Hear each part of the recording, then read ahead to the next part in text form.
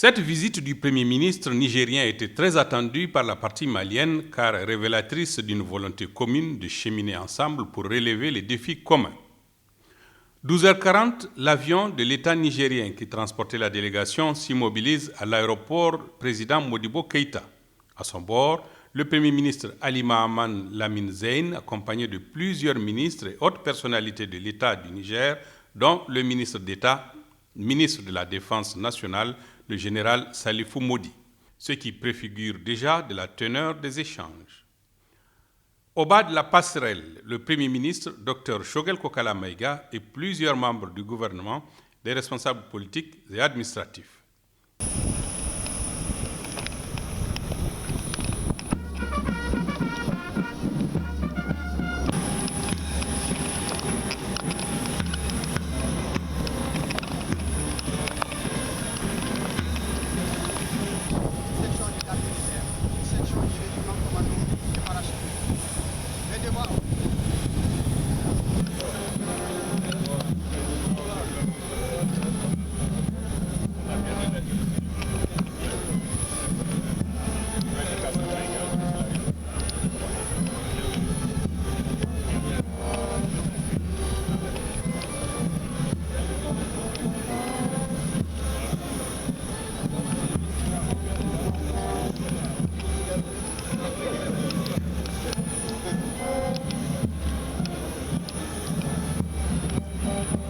Direction le salon VIP de l'aéroport pour un bref entretien entre les deux personnalités et leurs proches collaborateurs. Ensuite, le cortège s'ébranle vers la primature, réunion au sommet entre les deux délégations. Le Premier ministre nigérien devait d'abord prendre la parole pour exprimer toute sa reconnaissance au Mali et aux Maliens pour la solidarité manifestée envers son pays à l'occasion des sanctions infligées au Niger par les instances sous-régionales. Reconnaissance du soutien sans ambages de votre grand pays lorsque, de manière illégale, irrégulière et inhumaine, la CEDEAO a décidé de sanctionner notre pays avec des mesures sans précédent. Le Mali a fait deux choses importantes. La première, c'est qu'il a refusé d'appliquer ces mesures inédites. La deuxième, c'est d'exprimer clairement et sans ambages le soutien qu'il apporterait à notre pays lorsque nous serons attaqués. Les Nigériens n'oublieront jamais cela.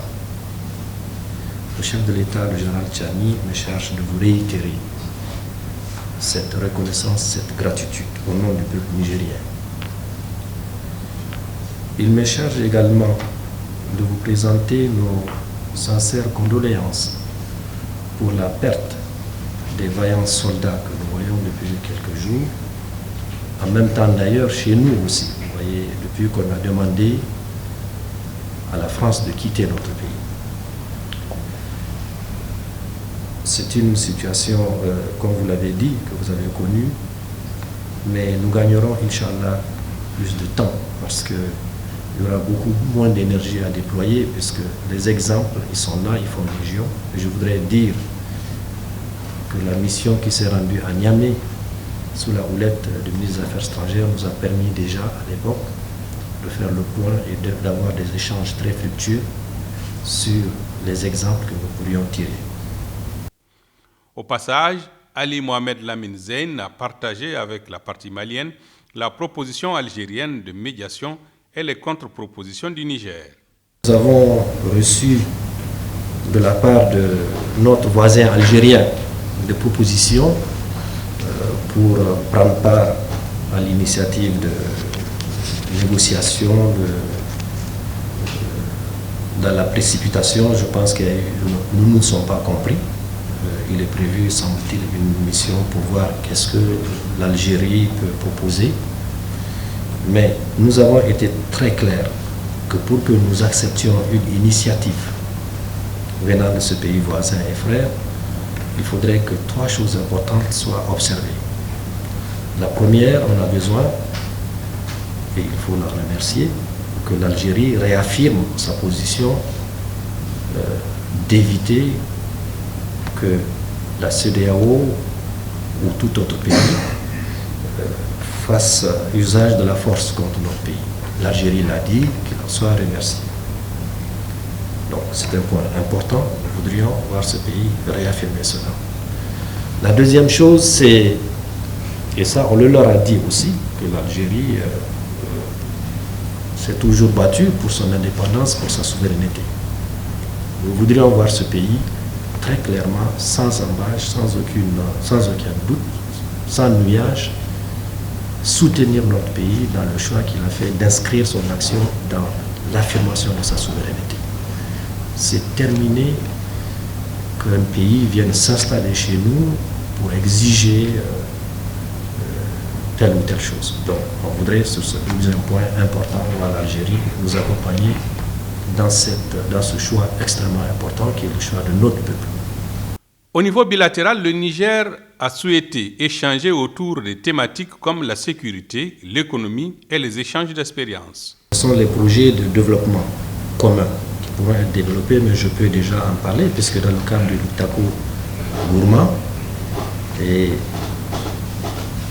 l'accord qui a fait l'objet de formalisation récemment a prévu évidemment des questions liées à la défense mutuelle, mais il ira au-delà de ça, contrairement à ce que les gens pensent, puisque c'est peut-être la défense, c'est sûr que c'est le postulat, mais nos peuples, nos dirigeants aspirent à travailler avec ce que Dieu nous a donné. Nous pourrions, avec ce que nous avons dans cette zone-là, Inch'Allah, nous affranchir de tout.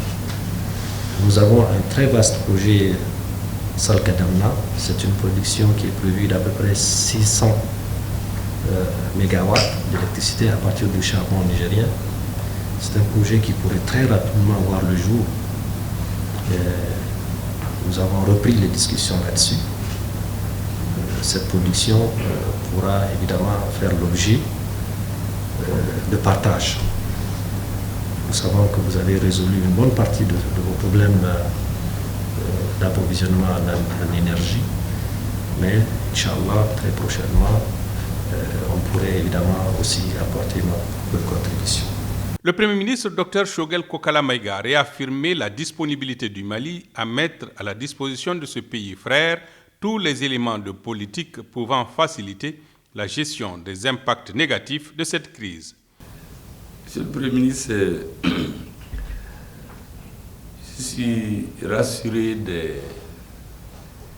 des mots introductifs que vous venez de dire, parce que la présence des différents ministres autour de cette table du côté malien, précisément pour pouvoir répondre autant que faire se peut à vos différentes préoccupations.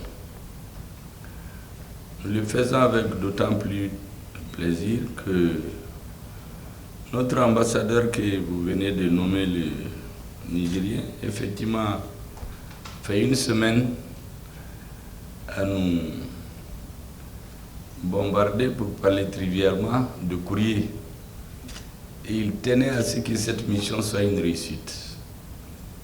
Il m'a dit personnellement que le Niger compte beaucoup sur le Mali, comme le Mali aussi compte sur le Niger. Vous dire que nous sommes disposés aujourd'hui à faire en sorte, comme je l'ai dit tantôt, que votre mission retourne avec une valise remplie d'informations utiles pour vous permettre à cette phase critique de traverser avec succès tout le champ de mines que certaines forces hostiles à vous et à l'Afrique d'une façon générale ont installé. Je voudrais prier et vous demander de prier avec moi pour la mémoire de tous nos hommes qui sont tombés chez vous et chez nous. Récemment, j'ai vu le parade de Kandadi, comment les ennemis du Niger ont voulu saboter, et beaucoup de vaillants soldats ont donné leur vie pour protéger cet ouvrage.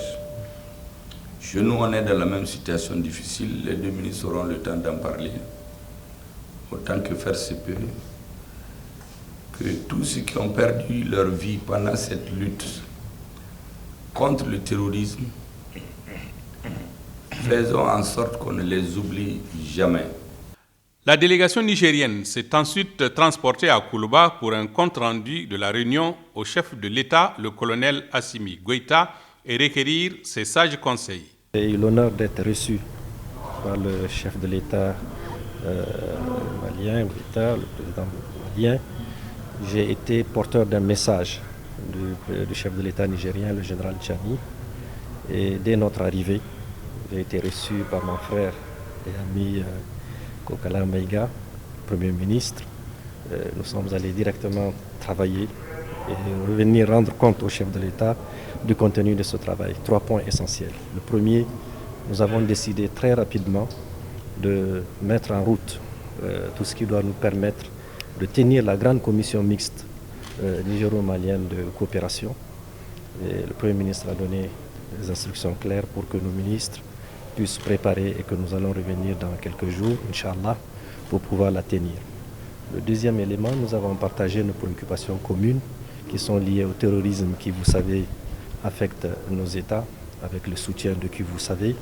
Là-dessus, nous avons partagé nos expériences, nos engagements et surtout notre détermination commune à faire face à cela. Et le troisième élément, comme vous le savez, il y a des questions d'ordre économique dans le cadre de l'alliance qui vient d'être décidée entre le Mali, le Niger et le Burkina, qui en réalité est là depuis plusieurs années. Et que là-dessus, nous allons donner une forme, en tout cas plus déterminée. Et c'est en cela que nous avons... Voilà un peu de mots ce que nous avons discuté. Le Niger fait face aux sanctions, comme vous le savez, illégales, illégitimes, inhumaines de la CEDEAO, qui est censée travailler à l'intégration de nos États. Mais quand on voit certains agissements, ils tendent vers la désintégration de nos États. Et là-dessus, évidemment, les Nigériens sont déterminés, je vous dis bien, déterminés à y faire face. Et nous allons y parvenir, Inch'Allah. Avant de s'envoler pour Ouagadougou, il est attendu, le chef du gouvernement nigérien a partagé un repas avec son frère et ami, le docteur Shogel Kokala Maïga. Une occasion de détente et d'échanges amicaux et fructueux entre les membres des deux délégations. Le Premier ministre Dr Shogel Kokala Maïga devait en début de soirée accompagner son hôte au pied de l'avion qui devait l'amener ainsi que sa délégation vers le pays des hommes intègres. Mais d'ores et déjà, on peut sans embâche déduire des retrouvailles très prochaines entre Maliens et Nigériens à l'occasion de la réunion de la grande commission mixte appelée de tous leurs vœux par les deux parties.